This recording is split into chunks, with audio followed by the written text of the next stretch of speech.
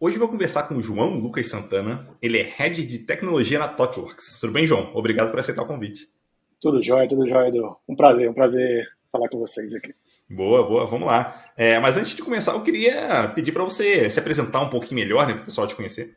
Legal, claro. Então, como você comentou, eu tenho esse papel de Head of Tech, que a gente chama, e é como um CTO de uma unidade de negócio da ThoughtWorks. A ThoughtWorks é uma empresa consultora global de desenvolvimento de software, consultoria e estratégia e desenho de software, de soluções de software.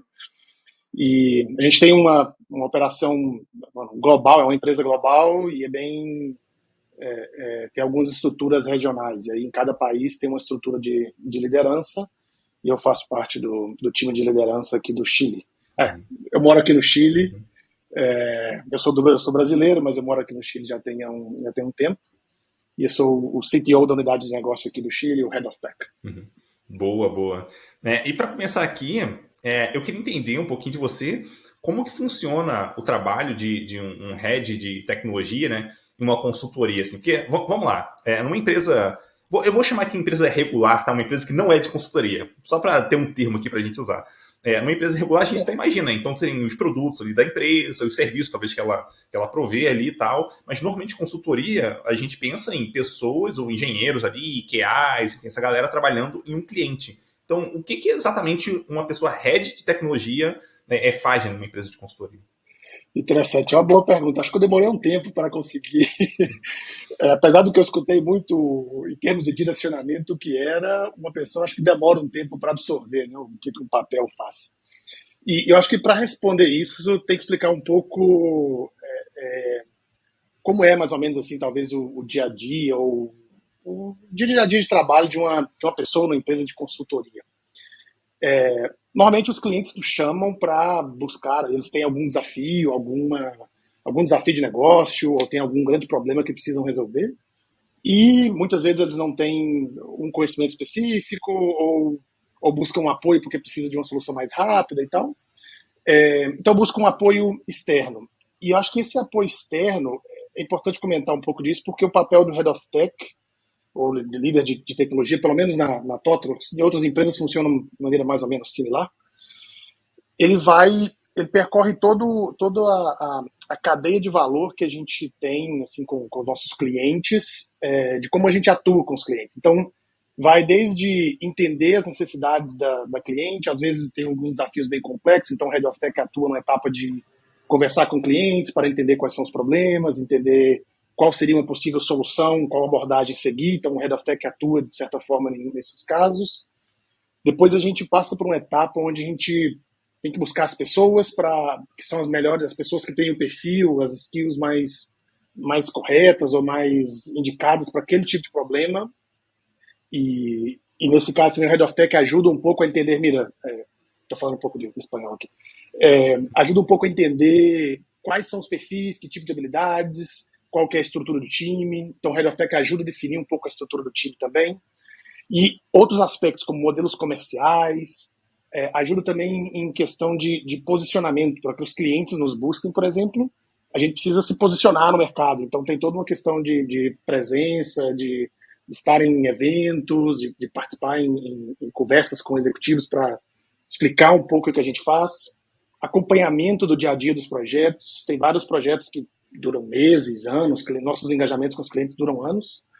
E o papel do Head of Tech também tem um pouco da responsabilidade de garantir que a entrega vai ser com excelência.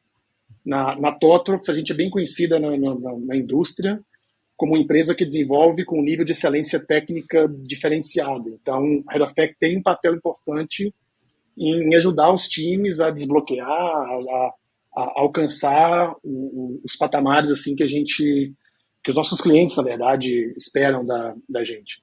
Então, nisso, eu comentei algumas etapas assim de qual que é a nossa cadeia de entrega de valor. Vai desde a etapa de conhecer clientes, engajar com esses clientes, entregar os projetos. Várias vezes a gente precisa ter conversas mais executivas para entender como que o time vai prosseguir, quais são os objetivos que a gente vai buscar, os seguintes objetivos. Tem um ponto de participação nisso também em termos de renovar os engagements e buscar uma próxima etapa. Então, o papel de Head of Tech ele é bem transversal assim, em todos os negócios, em todas as etapas do negócio e vai variando muito de acordo com o momento, com a necessidade. Cada cliente está num ponto. Então, é um papel que tem bastante visão assim do mundo de desenvolvimento de software, tem uma visão bem ampla, que traz uma perspectiva interessante de tipos de projetos diferentes, tipos de empresas diferentes, de indústrias diferentes, tecnologias diferentes. A gente trabalha com projetos, como uma empresa de consultoria, a gente trabalha com projetos mobile, back-end, front-end, data, projetos mais de transformação, que tem a ver com estrutura organizacional. Então, assim, é uma visão bem ampla de como funcionam empresas de tecnologia. Todas as empresas hoje, no fim das contas, são de tecnologia. Então, assim, esse é um pouco do dia a dia e como que é a atuação de uma pessoa Head of Tech na TOTWORKS. Isso levando em consideração também um pouco o contexto. Apesar de que grande parte disso se repete em todos os nossos países onde a gente opera, as funções mudam um pouco aqui no Chile, por exemplo, onde eu moro, no Brasil, onde a gente tem operação, já é bem diferente, é uma outra escala, a gente tem operação na Índia, nos Estados Unidos, na Europa. Então, cada país, de alguma forma, muda um pouco a prática no dia a dia, mas os grandes temas, assim, se repetem bastante. Uhum. E eu estava até pensando aqui, né, enquanto você falava, o quanto que isso faz sentido, porque assim, talvez tenha alguns clientes ali que talvez tenha um problema muito específico ali, que você colocando talvez um engenheiro, uma pessoa de QA, consegue resolver, aí tranquilo, você consegue atuar assim, mas agora, tem alguns problemas ali que talvez o cliente não tenha nem expertise enfim, não sabe nem por onde começar, né? Então, uma visão de uma pessoa bem mais sênior ali, ele consegue até identificar quantos times a gente vai precisar, quantas pessoas, como é que a gente vai se dividir, como é que a gente vai acompanhar a execução disso aqui, como é que garante que a produtividade está boa, não está, se o pessoal está animado, não está, se o pessoal tem os conhecimentos necessários, tem que se desenvolver em relação àquilo. Então, realmente, agora eu consigo enxergar com muito mais clareza ali, né? A necessidade de uma pessoa bem experiente, no caso aqui no Red, que a gente está falando, de uma liderança assim, mais experiente, mais próxima do cliente ali, do projeto nesse caso, para conseguir, o projeto do produto, né, que está sendo desenvolvido ali, para garantir sucesso lá na ponta. Sim. Boa, boa. Sim, não, e também isso depende muito do momento do cliente, como você comentou às vezes o cliente traz uma solução, às vezes o cliente já passou por uma etapa de identificação de problema, já tem uma ideia da solução, mas precisa de ajuda para executar aquilo. Outros clientes nos buscam assim, completamente em uma etapa inicial de falar, olha, eu tenho esse problema, não sei como encontrar uma solução. Outros clientes nos buscam assim, olha, eu sei que tem algo errado, eu não sei nem qual é o problema. Então, as soluções mudam muito, sabe? E aí o papel de Head of Tech numa empresa como a TOTWORKS está muito relacionado com como que a gente cria, assim, dentro da organização, as capacidades para conseguir atender as necessidades das clientes. Obviamente, isso não é um papel individual, não sou eu que vou fazer tudo isso, mas a gente tem que garantir que a organização consiga responder às clientes. Às vezes tem clientes que buscam uma etapa mais de identificar problema, então a gente precisa de um grupo de pessoas que entendam muito de estratégias assim, de identificação de problema, de prototipação para ver se a solução funciona.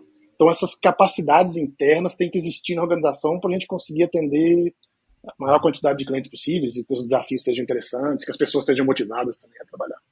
Uhum. Boa, boa.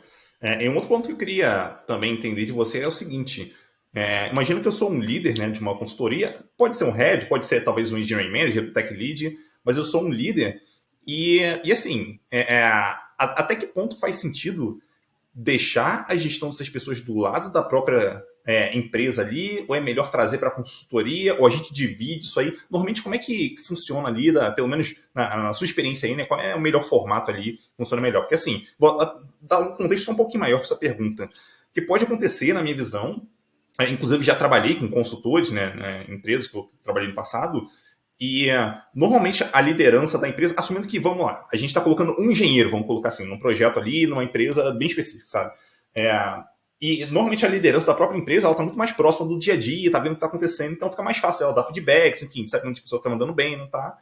Mas por outro lado, ela não é de fato a gestora oficial da pessoa. Então até que ponto faz sentido, né, ter uma gestão mais próxima, parte pode ser delegado para a empresa, como é que normalmente funciona isso aí? Excelente pergunta, cara. Excelente pergunta, porque é algo que eu acho que a gente, a TOTWORKS, com a nossa experiência, e coincidência, a gente está fazendo 30 anos hoje, a TOTOS cumpriu hoje 30 anos de vida. É, eu acho que a gente traz uma perspectiva diferente, cara, que é o seguinte: não é que as outras estejam erradas, mas acho que tem prós e contras, como todas as soluções de tecnologia, né?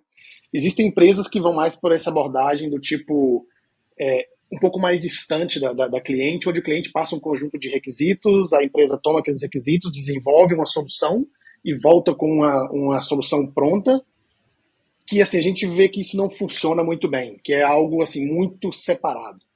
Outras empresas de consultoria trabalham em uma abordagem muito mais assim: olha, eu contrato as pessoas, faço alguma gestão e vou assignar ou vou ter essas pessoas trabalhando na cliente, e você toma conta, você faz tudo. A gente também não trabalha nesse modelo. A gente trabalha no modelo bem integrado com os clientes, mas normalmente a gestão nossa, do time, ela é feita em conjunto. Isso, você comentou uns pontos interessantes aí, porque existem vários pontos de olhar para o crescimento de uma pessoa. Quando a gente fala de uma empresa de consultoria, as pessoas trabalham em vários clientes, em vários produtos, por um longo prazo. Então, assim, tem uma visão mais de longo prazo sobre a jornada das pessoas, por exemplo, que alguém tem que olhar. Não dá para externalizar isso para uma cliente por um prazo de 6 meses, um ano, depois uma outra cliente, depois uma outra cliente. Então, a gente cuida muito disso, sabe? Isso é refletido também na estrutura dos times. Sempre que a gente pensa em estrutura de times, quando a gente vai... Hoje em dia está muito mais comum times de produtos digitais. Antigamente tinha uma visão mais de projetos. Quando a gente pensa na estrutura do time, a gente pensa numa estrutura que é bem mista, com pessoas da TOTO, os TOTO Workers, com pessoas da cliente. Normalmente tem alguns papéis que se repetem mais em um ou outro. Então, por exemplo, se a gente fala de um time que opera com Scrum, o PO normalmente é da cliente, traz alguma pessoa de engenharia também da cliente, que é alguém que conhece um pouco o ecossistema. E a gente traz também pessoas de liderança técnica, pessoas de gestão de pessoas, gestão de dependências, que a gente traz muitas metodologias para os clientes. E para a gente conseguir também trazer, que para a gente é muito importante, a nossa forma de trabalho, a nossa cultura, a nossa liderança de pensamento, e fazer um mix com a cliente. A gente não trabalha só com as metodologias que a gente trabalha, ou que a gente conhece, a gente adapta bastante, mas é feito bem em conjunto, sabe? Então, a gente não vai nem para uma abordagem assim totalmente uma empresa desconectada, externa, nem para uma abordagem onde é uma empresa só uma empresa que faz gestão de pessoas e assigna clientes e desconecta. O nosso trabalho é bem em conjunto. Eu acho que isso de alguma forma é um diferencial nosso. Assim, a gente no Brasil eu vi um pouco disso, aqui no Chile também é bem visível essa forma de trabalho diferente. E a gente vê refletido muito isso no feedback das próprias pessoas que a gente trabalha, assim, das clientes. Eles falam que, olha, o time da TOTO, ou da PW, eu trabalhei com o time da TOTO, que foi incrível. Tá? Então, assim, o feedback é bem legal. Eu acho que isso é um ponto interessante a considerar. E todas essas explicações ou essas conversas de alinhamento, elas acontecem e às vezes a pessoa aí que é Head of Tech ajuda nessas conversas também, em alinhar com executivas a cliente, explicar um pouco como é que funciona o modelo. Tem empresas que são muito mais tradicionais, então trabalha só com um tipo de partner, de parceiros, e aí a gente vem com uma metodologia um pouco diferente, tem que explicar os benefícios e tudo mais. Uhum. E até aproveitando esse tema, né, eu queria entender um pouquinho melhor como funcionam ali conflitos, né, que são naturais de acontecerem no dia a dia. Como é que funciona aí essa parte de lidar com conflitos ali? Até porque, pensando aqui, né, quando a gente está lidando, vamos dizer assim, um conflito interno na empresa, pô, beleza, tá todo mundo em casa, a gente lava a roupa suja ali, tá tudo certo. É meio que mais ou menos por aí, né? Mas agora, quando a gente está lidando com um cliente, aí talvez a conversa seja num tom um pouco diferente e tal. Então, como que normalmente vocês lidam com conflitos? Olha, boa pergunta, boa pergunta. Eu acho que é importante considerar que a gente sempre busca uma relação muito próxima assim, dos nossos parceiros de tecnologia, que seja o mais transparente possível e de formar um time, assim, que a gente chama de um time junto, né, que não vê a equipe de desenvolvimento como dois times separados. Mas eu acho que tem coisas que são mais internas, alguns problemas que precisam ser resolvidos mais internos, assim como tipo, a TOTO, que sou a empresa parceira, tem, quanto a cliente também tem alguns temas internos. O que é importante destacar e ter atenção é que é necessário bastante transparência. Às vezes, por exemplo, já aconteceu da gente ter que tomar alguma decisão de alguma forma unilateral, porque é algo que competia muito mais a TOTVS, mas é importante explicar, olha, isso foi o que aconteceu, e o cliente normalmente está bem ok. Eu acho que o grande ponto é quando isso não é conversado, quando isso fica, quando para cliente esses conflitos, ou como se resolveu, não está transparente, sabe? E a gente tenta sempre. Você comentou um termo bom, que é tipo se resolver dentro de casa. Tinha um ditado, né? Roupa suja se lava em casa, alguma coisa assim.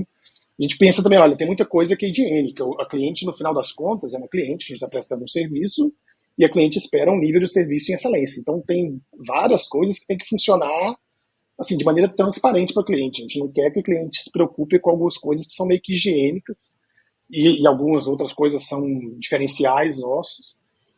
Então tem que funcionar internamente. E outras e à medida que o engajamento com os clientes vão se tornando mais fortes, mais sólidos, mais de longo prazo, essa fronteira vai se diluindo um pouco, sabe? Eu já vi isso, já tive em clientes assim por muitos anos, e às vezes o alinhamento é tão grande, isso é muito bom, porque existe um alinhamento, não existe uma barreira, só que esse alinhamento é tão grande, só que essas barreiras ficam um pouco nebulosas, assim. E as pessoas não sabem mais o que é TOTVS, o que é cliente, e isso está um pouco, não é o estado desejado. Acho que tem que ter uma separação, buscando, obviamente, uma melhor relação possível com a cliente, mas com a separação. Acho que o ponto importante, como eu comentei, é transparência, comunicação.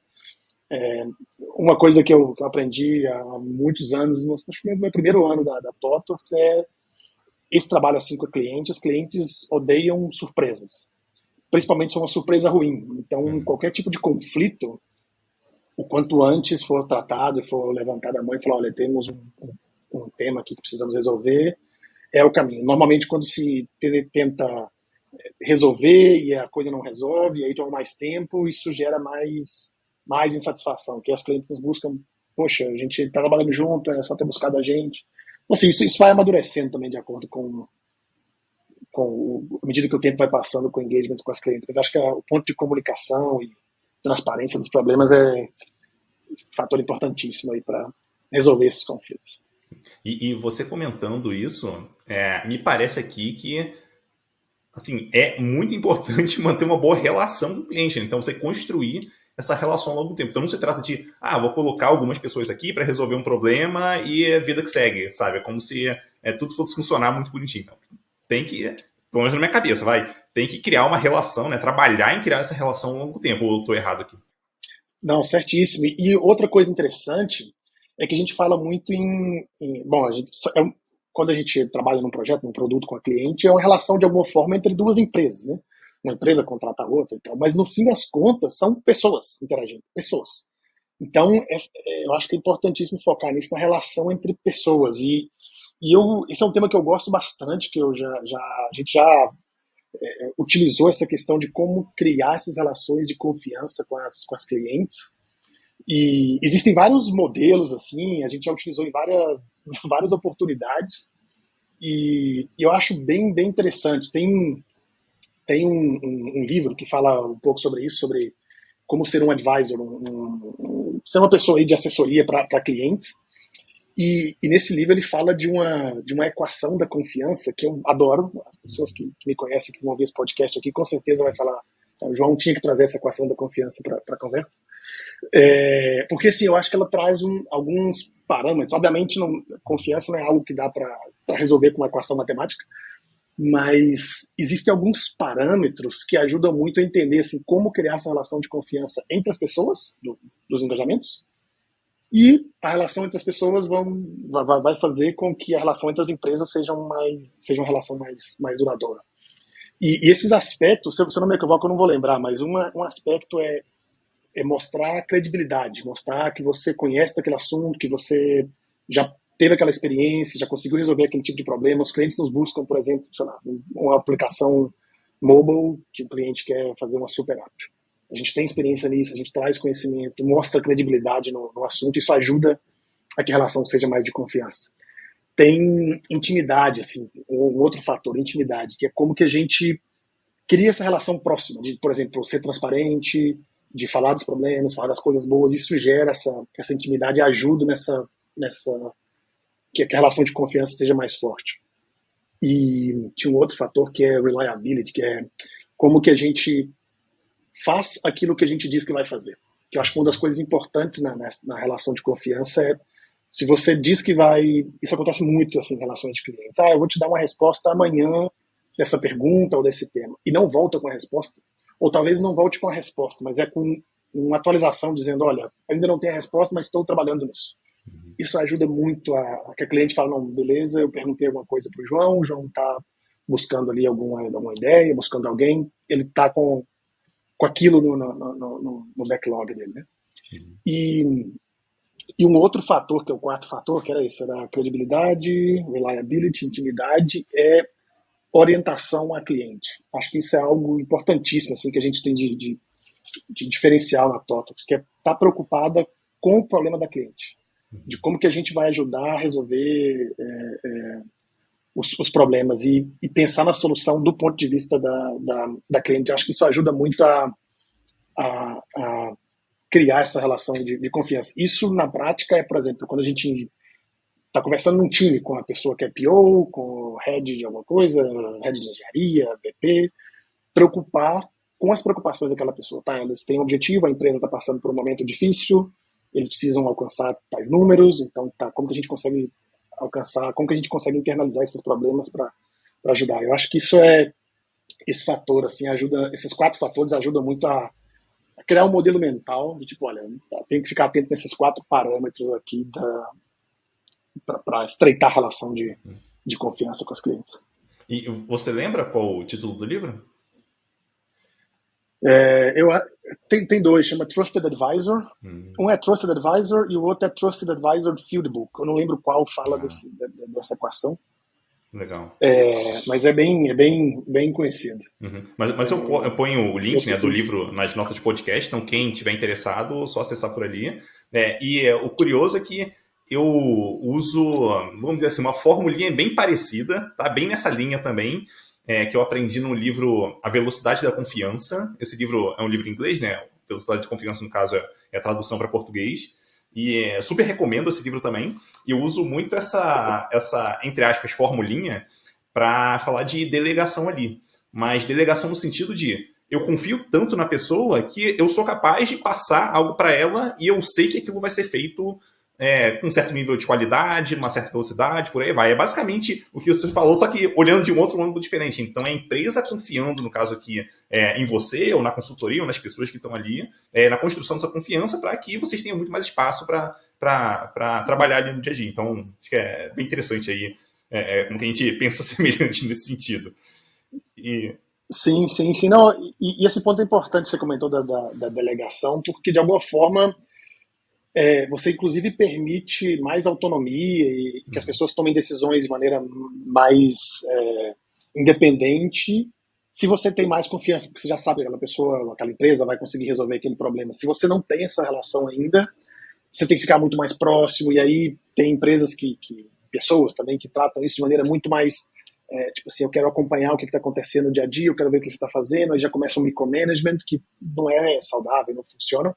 Então, acho que é legal. Não tinha pensado nessa perspectiva ainda da relação entre confiança e delegação. Interessante, bem interessante. Boa, muito massa.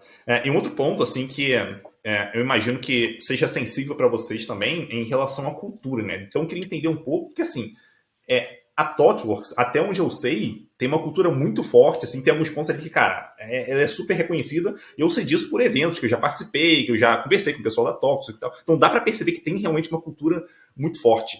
Daí, eu queria entender um pouco como que vocês tentam fazer aí, né, para garantir que as pessoas não vão ter, talvez, algum problema ali quando elas entram numa empresa que tem uma cultura diferente. É que quando eu falo diferente, não é tão diferente assim, mas que seja diferente ali. Então, como é que faz para tentar evitar que esse tipo de problema aconteça, que a pessoa entra lá, putz, é muito diferente do que eu estou acostumado a ThoughtWorks e tal?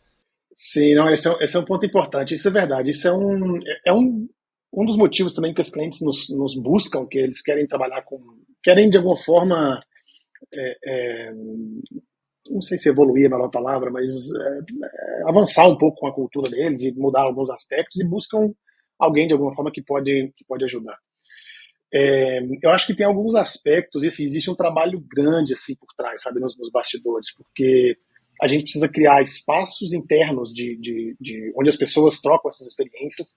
Por exemplo, isso que eu comentava da sua primeira pergunta sobre empresas que são mais tradicionais, assim, ou que contratam pessoas e assignam essas pessoas a clientes e deixa lá isolada, essa pessoa não cria uma relação com a empresa que a contratou. Então, a gente busca criar espaços onde as pessoas possam interagir aí com outras ThoughtWorkers dentro da ThoughtWorks. A gente faz eventos, a gente faz, em inglês a gente chama de lunch and learn, que são eventos durante a hora do almoço, no fim do dia ou no começo da manhã, para compartilhar experiências, para compartilhar o que deu certo, o que deu errado nos projetos. Às vezes tem alguém fazendo alguma prova de conceito com alguma solução e alguém vai e mostra o que está fazendo. Isso gera também um ambiente assim, onde as pessoas possam trocar experiência. Então tem essa parte de criar esses espaços, e de alguns mais formais, outros menos formais. E existe também toda uma linha de trabalho, que é muito trabalho assim, no background de uma empresa de consultoria, que às vezes fica escondido quando você está só numa cliente, você só interage com consultoras.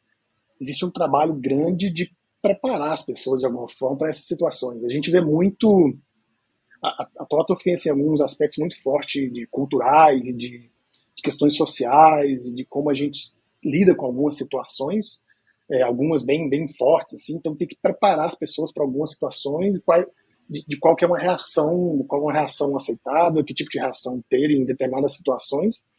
Isso significa treinamento, significa investimentos, significa ter pessoas para acompanhar as pessoas, para escutar as pessoas. É um trabalho grande, assim, de manter essa cultura, sabe? E aí existem alguns aspectos também mais de infraestrutura, de certa forma, seja infraestrutura física dos escritórios, de ter espaços no escritório para fazer esse tipo de evento, ou infraestrutura digital mesmo, assim. Aqui no Chile a gente trabalha muito, tem pessoas em todo o país, igual no Brasil. No Brasil também tem gente em todos os estados aí.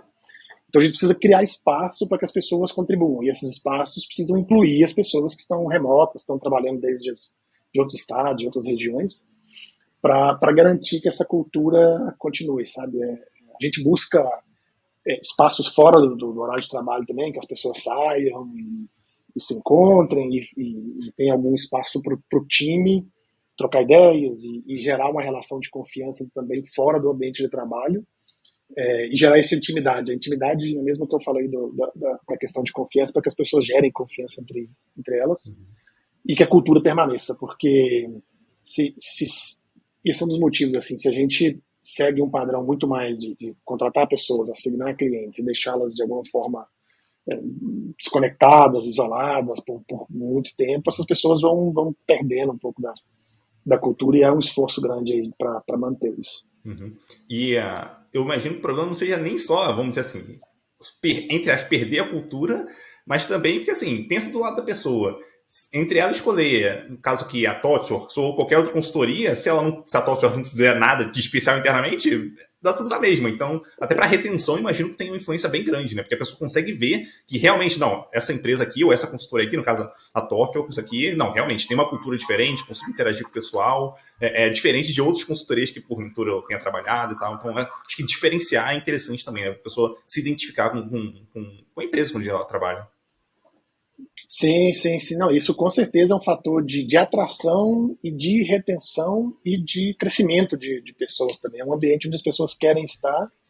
E o mundo de tecnologia hoje, assim, o mercado está muito aquecido. Então, uma empresa de tecnologia, a gente vê isso como um diferencial para atrair pessoas, para reter pessoas, para dar ambiente para onde as pessoas possam crescer. Isso, sim, com certeza é bem crítico, assim, né? E esses termos culturais são bem fortes, assim. A gente olha isso com bastante atenção. E existem coisas assim bem concretas para fazer isso acontecer. A gente tem pessoas na organização, e cada país funciona de uma maneira um pouco diferente, obviamente, na implementação, mas alguns aspectos são comuns.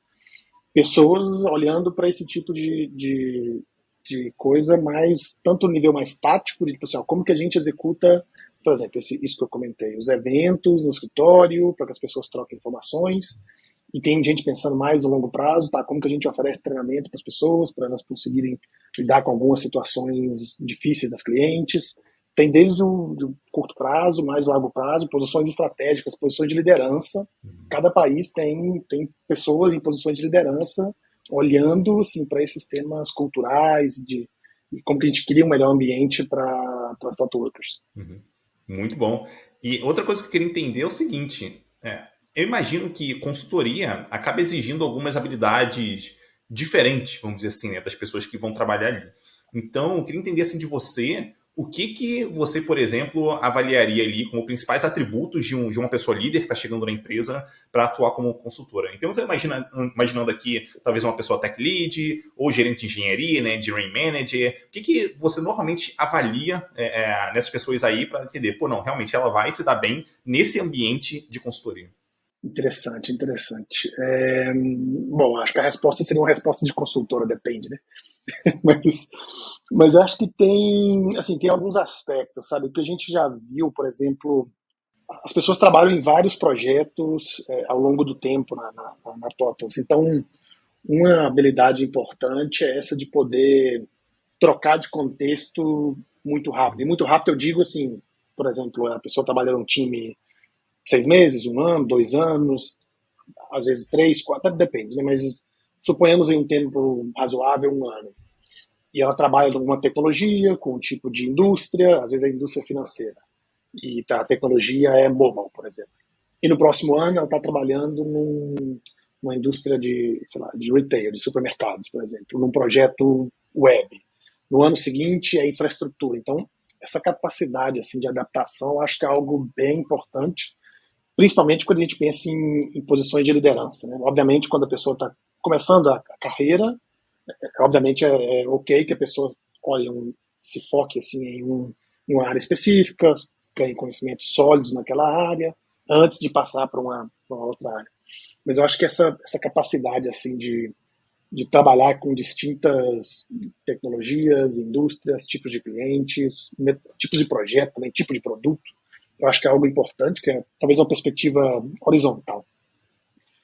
E à medida que a gente, pensando assim, em pessoas que querem trabalhar em consultorias, em posições de liderança, acho que tem um outro aspecto que poderia, olhando assim, um horizontal e o outro vertical, que é muito comum que a gente tenha que mudar, assim, fazer um switch no nosso modo de operação muito rápido, desde falar coisas muito baixo nível, muito técnicas, assim, bem técnicas, bem baixo nível mesmo de implementação, e no momento seguinte conseguir abstrair e ter essa mesma conversa sobre aquele mesmo tema, mas num nível muito alto.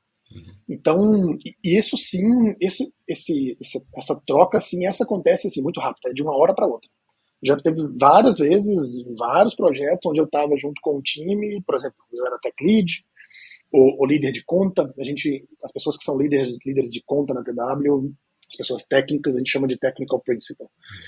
Em uma hora, eu estou conversando com o time para entender algum problema, entender quais os desafios que eles estão passando e como que a gente consegue resolver.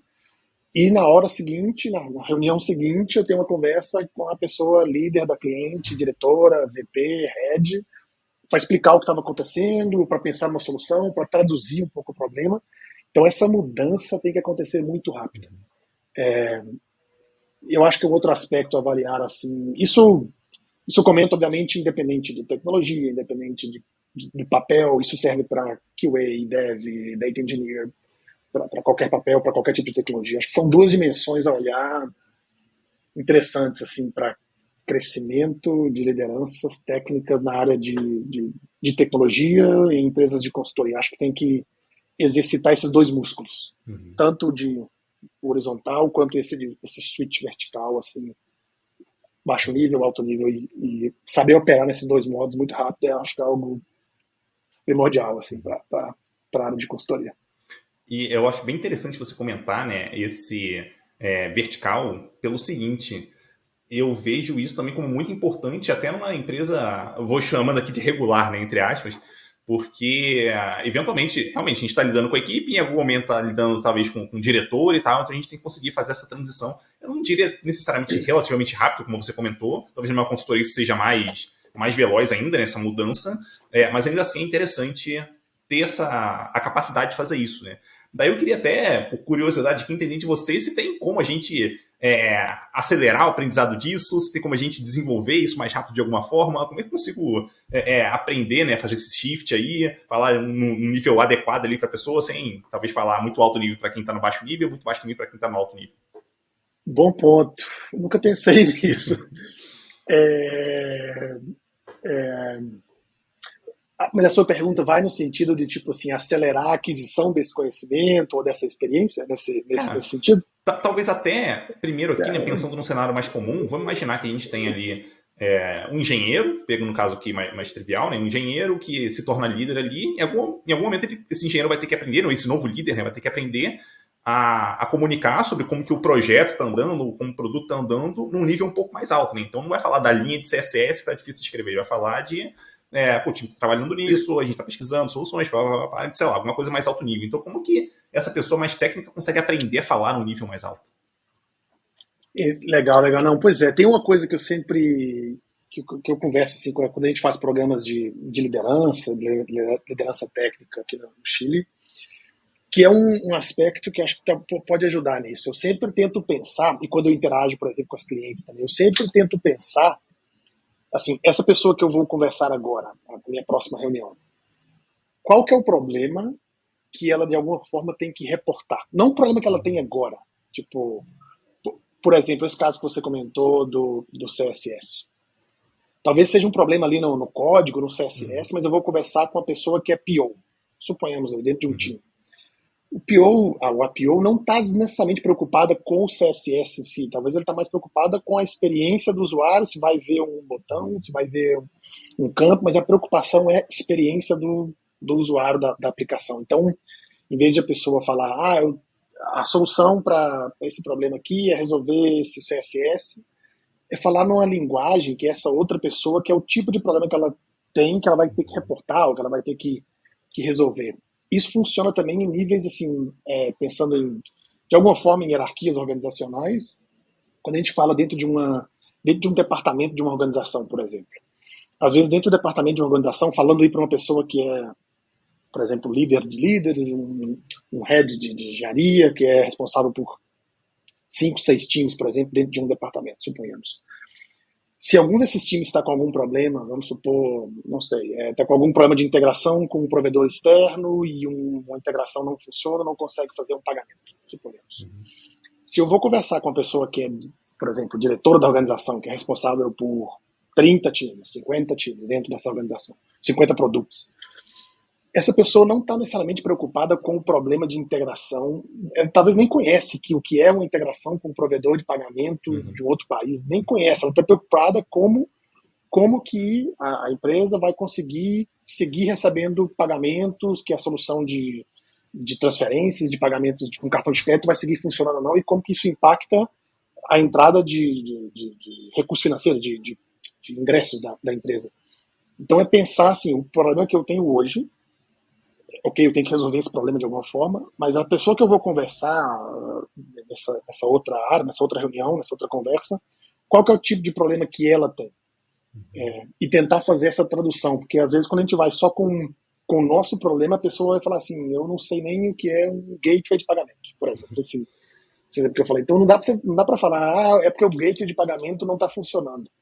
Não, é porque o nosso sistema de pagamento interage com a empresa X, que é um terceiro, e essa conexão não funcionou. E a gente já conversou com a empresa terceira lá, que é responsável pelo pagamento, para que a conexão volte. Tá, ok, entendi. Agora, se você falar, não, é porque o gateway de pagamento não funcionou por causa da VPN, a pessoa vai falar, tipo, não sei. Então, o aspecto que eu acho que é importante olhar é isso de, tipo, exercitar esse músculo da sua próxima reunião, a sua próxima conversa com uma outra pessoa de uma outra área, se é uma pessoa mais sênior, qual que é o problema dessa pessoa?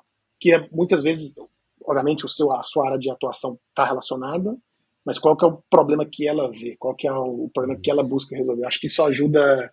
E aí exercitar esse músculo em todos os espaços. Assim. É bem interessante você falar isso, cara. Você foi bem assim no detalhista, né, em relação a todos os pontos ali. Eu vou resumir o que eu entendi disso tudo. Que é o seguinte: a outra pessoa, a pessoa com quem a gente está falando, está preocupada com alguma coisa. Com o que ela está preocupada? Se eu tentar ajudar a pessoa a entender que ela não precisa ter aquela preocupação, porque a gente já está trabalhando naquilo, talvez o ponto seja mais ou menos por aí. Então, se eu estou conversando com uma pessoa de produto, por exemplo, sei lá, uma PO ali do time, pô, ela talvez esteja preocupada com a gente vai entregar aquela tarefa naquela sprint, então eu tenho que conversar sobre isso. Então, se eu vou conversar com a pessoa diretora, talvez ela esteja preocupada com, pô, receber reclamação de um cliente. Pô, será que esse cliente vai ser atendido com esse problema? Eu posso confiar que isso vai acontecer? Então, eu vou falar nesse nível, né? Já a pessoa do time ali, pô, não, talvez esteja preocupando, sei lá, preocupada com a biblioteca, que ela não está encontrando uma alternativa, porque não está funcionando e tal. Então, você vai entrar no nível ali da biblioteca, do código. Exatamente. Esse ponto que você comentou, por exemplo, será que a gente vai conseguir entregar essas features para o final da sprint? E às vezes o que a pessoa está preocupada não é necessariamente tipo assim, se a gente vai conseguir entregar 2 ou 3 histórias. Ela está preocupada porque o software tem que ter um módulo novo, porque as pessoas da outra área da empresa precisam ser treinadas nesse módulo novo do software para conseguirem atender as clientes. Assim, a preocupação dela é tipo, não, eu tenho que treinar pessoas, então o software precisa ter tal feature. Para ter tal feature, precisa entregar essas 3 histórias. Então, assim, tem uma cadeia de dependência, de certa forma, e a gente tem que saber entender essa dependência para a gente poder sair de um nível um pouco mais concreto assim, do que a gente está trabalhando e pensar, tá, o que a outra pessoa precisa resolver. E é o que você comentou, tá? Qual que é o problema que a outra pessoa tem? Não é exatamente o mesmo que eu tenho. Eles estão relacionados, mas estão em dimensões diferentes. Boa, boa. Daí outro ponto que eu queria entender de você é o seguinte. Assim, é interessante, sempre a gente está trabalhando, né, enfim, em algum momento com inovação e tal, mas eu imagino, e você me corrija se eu falar alguma besteira aqui, tá? Eu imagino que quando algum cliente contrata a TOTI ou usa uma consultoria qualquer para resolver um problema ali, seja um problema de baixo nível ou um problema de mais alto nível, o cliente está muito mais preocupado em resolver o problema do que necessariamente inovar. Então, eu queria entender qual é a visão assim de vocês, né, como uma consultoria, em relação à inovação, como é que vocês lidam ali. No caso dos clientes, vocês usam somente, vamos dizer assim, tecnologias estabelecidas, ou em alguns casos vocês têm a oportunidade de usar algo que seja mais novo ali, que talvez funcione melhor para aquele contexto, mas é, de certa forma, um experimento. Como é que vocês lidam com inovação no dia a dia? Tá. Isso, a gente não tem assim um conjunto de tecnologias ou de ferramentas específicas, então isso muda muito. A gente olha bem qual que é a melhor solução para o problema. E olha também muito o panorama tecnológico assim da cliente. Às vezes a solução não é trazer a ferramenta mais nova, porque isso vai adicionar mais complexidade. Utilizar um novo sistema, uma nova ferramenta, isso às vezes traz mais complexidade do que realmente resolve o problema. Então a gente olha muito para isso, para a necessidade da cliente, qual que é o ecossistema tecnológico que a cliente tem, e aí ver se existe uma ferramenta, talvez que a cliente já utiliza, que precisa ser modificada, ou sei lá, algo assim, ou trazer alguma ferramenta nova. E a gente, desse trabalho de trabalhar com os clientes, analisar ferramentas, analisar técnicas, eu acho que é algo interessante que surgiu o radar tecnológico. O radar tecnológico é uma ferramenta que a gente publica a cada 6 meses, que é um pouco assim de uma consolidação de tudo que a gente vê assim, num ambiente um pouco mais técnico que tem sido utilizado e a gente comunica para o mundo. Isso está disponível, o Tech Radar da ThoughtWorks está disponível no nosso site. Isso ajuda muito a que os outros times conheçam também. Então ajuda muito a ganhar, a polinizar de alguma forma experiências de um time para o outro e trazer inovações mais rápidas para cliente. Então isso ajuda muito a gente inovar dentro das clientes, sabendo o que foi feito em outros projetos similares, sabe? E um outro aspecto importante assim de inovação, que muitas vezes inovar, acho que as pessoas pensam sempre como algo novo, uma ferramenta nova, um produto novo, e muitas vezes é uma forma de trabalho nova. Você não precisa talvez de uma linguagem de programação nova, de uma ferramenta nova, de uma plataforma nova, é uma forma de trabalho nova. Isso também pode ser inovação. Ou resolver um problema de negócio de uma maneira diferente, um novo negócio. Inovar como um negócio, não só como uma tecnologia diferente, uma linguagem nova, um framework novo. Então, assim, acho que tem esses aspectos que a gente olha quando a gente pensa em inovação. Uhum. E a primeira parte da sua pergunta acho que é bem interessante porque assim, é bem comum que as clientes nos buscam porque elas estão precisando de apoio em algum aspecto. Uhum. E grande parte das vezes o ecossistema tecnológico assim da cliente não é o mais moderno. Muitas vezes tem sistemas legados e são muito complexos e que geram gargalos assim. Então eu acho que é algo importante a pensar em consultoria, que acho que isso é bem uma coisa bem importante. Nenhum cliente, se ele tivesse assim, um ecossistema perfeito, não tivesse nenhum problema, eles chamariam uma empresa, ou muito, muito raro, para ajudar de alguma forma. Então, quando a gente é chamado por um cliente, é para ajudar a sair de uma situação onde o cliente precisa de algum apoio para uma situação melhor. E a gente tem um trabalho de poder ajudar o cliente nessa jornada. Então, sempre vai ser de sair de uma situação, seja com sistemas legados, com processos legados, com falta de ferramentas, falta de pessoas, falta de processos, para uma situação melhor, sabe? Então, eu acho que é um ponto importante do trabalho de consultoria, que talvez seja um pouco diferente de outras empresas de produtos ou de serviço em geral, Uhum.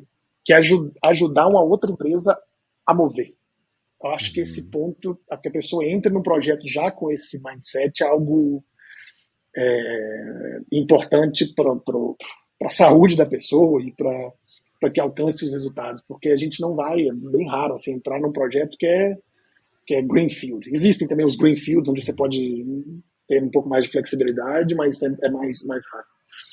E, e só para fechar, acho que uma coisa interessante é como que a gente também na ThoughtWorks trabalha, acho que de uma maneira um pouco diferente de outras empresas, porque quando a gente faz essa transição, ajuda a cliente a sair de um contexto onde ela precisa de apoio ou está com alguma dificuldade, a mover para um outro ponto, a gente aprende muito. E com Uhum. esse aprendizado, a gente tenta contribuir de outra vez para a indústria e para ajudar outras empresas. Então, se você olha termos como continuous delivery é algo que hoje assim, todas as empresas deveriam fazer. Qualquer provedor de cloud te oferece ferramenta para continuous delivery, é um clique de alguns botões. Assim. Uhum. Isso foi algo que surgiu de experiências nossas em projetos e consolidando isso e publicou o livro, acho que foi em 2010, se não me equivoco, o, o Jess Humble, sobre, olha, aqui está uma prática interessante a se fazer, continuous integration, continuous delivery. O mesmo para infraestrutura como código. Como trabalhar a infraestrutura como código. Isso a partir de um momento onde a gente trabalhou com clientes que não tinham essas práticas, eles não faziam isso, obviamente.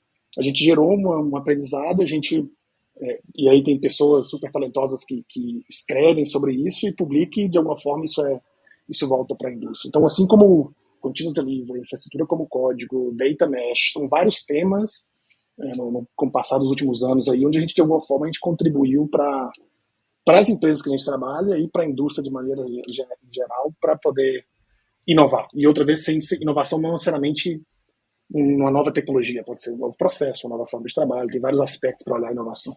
Uhum. Boa, muito bom, muito bom.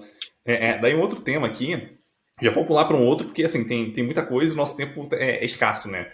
É um tempo que eu acho bem interessante assim, entender, né, o ponto de vista de quem trabalha, de uma liderança que trabalha na consultoria, é o seguinte: pode acontecer ali de o pessoal estar trabalhando numa empresa onde o pessoal valoriza muito mais velocidade e não dá talvez a importância devida, né, a qualidade. Então, normalmente, como é que funciona aí? Não sei se dá para chamar de embate, mas enfim, talvez essa diferença de visões ali, né, de trabalho no local, onde a empresa, não, a gente precisa de muita velocidade para fazer essa entrega aqui, isso é muito importante, e talvez o time ali esteja, não, peraí, a gente quer fazer com qualidade, bonitinho, bem feito, para garantir que vai chegar bem na mão do cliente. Então, como é que funciona normalmente essa troca aí, né, com a empresa? Cara, excelente pergunta, que é um outro tema que é muito comum, assim. E, assim, infelizmente, acho que não tem uma resposta simples, infelizmente. Mas eu acho que é importante olhar um aspecto que é assim, qual que é o momento, qual que é o objetivo do cliente. Porque eu acho que tem várias práticas, vários processos e metodologias que devem ser utilizadas em alguns momentos e em outros momentos talvez não sejam tão necessários. A gente trabalha, que é o legal de trabalhar assim, com consultoria, que a gente vê um pouco de tudo. Uhum. Então tem vários clientes, por exemplo, que têm uma ideia, que a ideia assim pode ser algo assim, não tem certeza nenhuma se aquilo vai funcionar, ou não sabe se existe um mercado exatamente para aquele tipo de produto, então eu quero validar uma ideia. O tipo de metodologia, o tipo de trabalho, quais as técnicas, as ferramentas que vão ser utilizadas, são um tipo. E é bem diferente quando a gente está falando de um outro cliente que tem uma outra necessidade, tipo assim, olha, eu tenho um determinado processo, um produto, que é algo core do nosso negócio, eu sei que isso aqui é bem estável, isso precisa funcionar bem, eu sei, dada a experiência que a gente tem, o que precisa ser feito, quais são as dimensões que precisam ser olhadas. Então, isso a gente consegue trabalhar com outros processos, outras metodologias para garantir que é algo que funciona mais de longo prazo, sabe? Uhum. A gente já viu, por exemplo, quando a gente está fazendo prova de conceito, não é necessário ter a mesma, sei lá, vou falar de práticas de engenharia ou de qualidade para uma prova de conceito que é super específica, totalmente desconectada do core business, que é uma inovação, algo assim bem específico de uma nova ideia. Você consegue testar, prototipar de maneira mais rápida. E assim, existem processos testados e comprovados. Eu não digo que deveria. Eu vou pelo ponto de, tipo assim, não é fazer as coisas mal feitas, não é isso. Mas fazer pensando em obter o feedback que é necessário. Por exemplo, um exemplo que eu sempre utilizo. Às vezes os clientes querem validar uma ideia, mas não sabem se tem mercado, e eles utilizam essa técnica, eu esqueci como é que chama a técnica, que é basicamente pôr um botão fake no site, por exemplo, e fazer um banner para aquele botão, ver se as pessoas clicam naquele botão, se clica no botão, manda uma página que fala, não sei, subscreva aqui para receber atualizações do produto. Mas o cliente já validou que existem pessoas com interesse, que pessoas clicaram naquele botão. Se esse botão, esse banner, ou esse fake button aí, acho que chama fake door, não lembro o nome da técnica. Eu não preciso desenvolver todo o produto, toda a solução por trás, se eu quero provar se as pessoas estão interessadas naquele produto. Então, eu acho que isso é importante considerar, e aí muda de projeto para projeto, porque eu acho que olhando essa perspectiva, você consegue falar sobre práticas de engenharia que devem ser utilizadas em alguns momentos, e outras que devem ser utilizadas em outros momentos. Você consegue ter discussões, por exemplo, de priorização. Olha, a gente precisa priorizar a dívida técnica. A gente está vendo empresas, há pouco tempo atrás, eu lembro que uma empresa aérea dos Estados Unidos teve um problema gigantesco, acho que foi no Natal, por causa de dívida técnica acumulada há décadas. E esse é um tipo de problema, obviamente, bem diferente de testar para ver se os usuários querem consumir um produto novo. Então, para esses, entendendo assim qual que é o objetivo, eu acho que a gente tem mais argumentos para falar sobre, olha, tais técnicas são necessárias. E eu acho que é importante ser bem pragmático, assim, não ir muito, são essas as técnicas, essas ferramentas que a gente utiliza, assim, assim. Isso é algo, acho que interessante também na nossa abordagem, que é a gente adapta muito à necessidade da cliente. Então, olha, dada a sua necessidade, a gente precisa seguir essas técnicas aqui. O time chega em acordos, tipo, olha, esses são os acordos do time, a gente vai utilizar essas técnicas, esses processos de desenvolvimento, vai ter code review, vai ter pair programming, ou vai ter desk check, ou quem vai fazer code review, como que a gente vai fazer a troca de pares, como que a gente vai fazer QA, qual que é a estratégia de qualidade. E com esses parâmetros você consegue ter conversas melhores, porque senão, assim, no mundo hoje tudo é para ontem. Então, se você não tem esses parâmetros bem definidos, tudo vai ser para ontem, qualidade vai ficar para depois, e chega um ponto que a dívida técnica, assim como qualquer dívida, ela cobra o seu preço. Né? Então, acho que olhar para essa dimensão de quais são os objetivos é crítico assim, para poder definir essas respostas. E você comentando isso, para mim fica muito claro a importância da liderança ali do lado de engenharia, aqui mais especificamente, dela ser madura o suficiente para conseguir entender que boas práticas são boas práticas em um contexto específico. Então, se você está num contexto de a gente quer validar talvez uma hipótese, botar uma coisa na rua rápido, então talvez a gente vá eventualmente sem teste e tal, e quando a gente for de fato criar o produto, que a gente tiver mais certeza ali que a gente está fazendo, aí não, a gente vai embutir uma qualidade maior e tal para evitar problemas mais para frente, né? E eu comento isso porque é muito comum, assim, pelo menos eu já vi acontecer várias vezes, né, de lideranças e de engenheiros também, né? Normalmente acontece bastante com engenheiro de né, a gente querer fazer um negócio mais rápido ali para validar uma hipótese mesmo, então é algo que a gente precisa de velocidade, mas as pessoas, tipo, não, peraí, a gente tem que fazer todos os testes aqui, tem que garantir que tá tudo bonitinho para poder subir para produção. Eu concordo com isso, talvez na maioria dos cenários, um cenário mais comum, mas em alguns casos, talvez essas práticas não sejam as melhores ali, né? Então, é importante olhar também para o negócio, entender o objetivo do negócio, talvez do cliente aí, falando especificamente de uma consultoria, para conseguir se adequar ali e, enfim, no momento oportuno, a gente trabalhar talvez vamos dizer assim, uma forma mais limpa ali. Sim. E esse ponto que você comentou sobre a experiência, sobre a medida que você vai crescendo na carreira e tomando posição de liderança, por exemplo, é interessante porque você começa a ver e tem experiências, assim, às vezes dolorosas, de casos que funcionaram e não funcionaram. E não dá para, por exemplo, esperar que uma pessoa que está, por exemplo, no seu primeiro trabalho, ou tem pouco tempo de experiência, que consiga ter esses parâmetros entre, não, agora eu preciso começar a fazer isso e agora eu preciso deixar de fazer tal coisa. Porque é a primeira experiência, então a pessoa nunca viu, né? Não dá para esperar que ela conheça do nada. E o tempo e a bagagem, e ir passando por 1, 2, 3, 4, 5 produtos, projetos, você começa a ver, e isso que você comentou sobre, agora eu vou fazer isso aqui, por exemplo, sem teste, mas depois eu vou fazer teste. Quando é o depois? Não existe essa resposta em lugar nenhum. Quando começar? Então a experiência vai dizer, olha, a gente precisa, isso aqui é o mínimo, a gente precisa fazer isso aqui.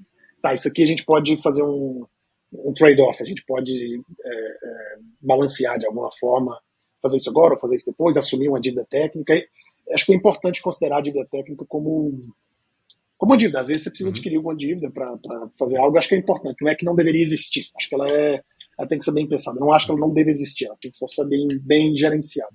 Boa. Eu acho que, inclusive, vamos dizer assim, essa seria a melhor definição, né? Dívida técnica é algo que a gente, idealmente, intencionalmente adquire por conta de um contexto específico onde a gente acha que é válido fazer aquilo, né? E é importante pagar essa dívida, senão ela vai acumulando com o tempo ali, ela vai causar um problema muito grande. Sim, exatamente. E para finalizar aqui, eu queria te perguntar qual pergunta que eu não te fiz sobre trabalhar em consultoria que você acha que eu deveria ter te feito? Algo que eu tinha pensado, talvez, sobre motivação das pessoas. Boa, pergunta feita então. Conta aí um pouquinho sobre motivação. Por que eu estava pensando isso? Porque a gente trabalha com pessoas, todos, e a questão de consultoria acho que está relacionada com o que eu comentei de ter uma visão mais de longo prazo para as pessoas, que as pessoas vão trabalhando em clientes diferentes, em tempos diferentes, então ter uma visão de longo prazo para as pessoas acho que é algo importante a se olhar. Obviamente todas as empresas de produto ou de serviço em geral, as empresas reguladas, como você estava comentando, todo mundo olha assim para algo mais de longo prazo também nas empresas, ficar numa empresa por vários anos, mas na consultoria você está dentro de uma empresa e esse contexto muda muito rápido. Dentro de uma mesma empresa você trabalha para vários outros clientes, né?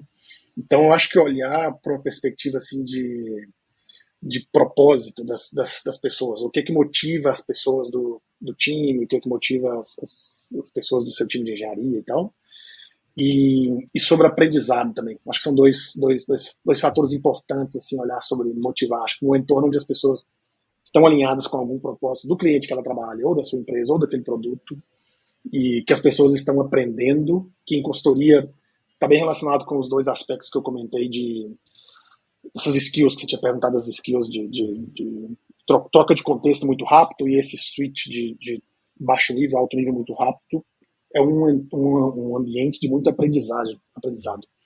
Então, acho que esses dois aspectos assim, é algo a se olhar para manter os times motivados, aí seja as pessoas da própria empresa de consultoria ou as pessoas da cliente. Assim. Acho que são dois pontos a considerar que também não tem receita. Tem que se analisar caso a caso e olhar individualmente as pessoas.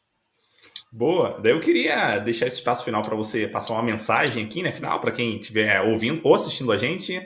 Né, se quiser fazer um jabá, também pode fazer esse jabá aí, fica à vontade. Legal. Não, eu acho que, olha, talvez acompanhar a ThoughtWorks nas redes sociais, a gente faz vários eventos, tem várias publicações. Aí no Brasil, a gente faz alguns eventos físicos, eventos online também. Tem as publicações no nosso site, thoughtworks.com, acho que já vai entrar direto no site do Brasil aí. O TechRadar é algo bem interessante que pode buscar, e nos outros países onde a gente opera também.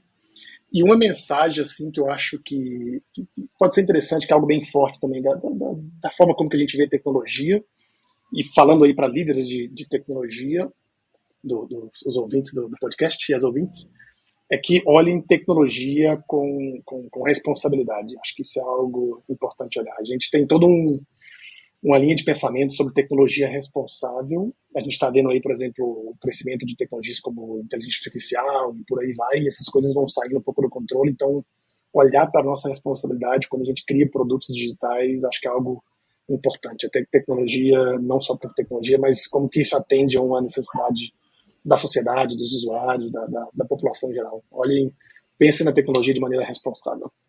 Boa, muito bom. Então, foi muito massa conversar contigo aqui, João. Curti bastante esse papo, de verdade. Um abraço para você e até a próxima. Eu que agradeço. Um abraço a todos aí. Tchau, Edu. Falou, tchau, tchau.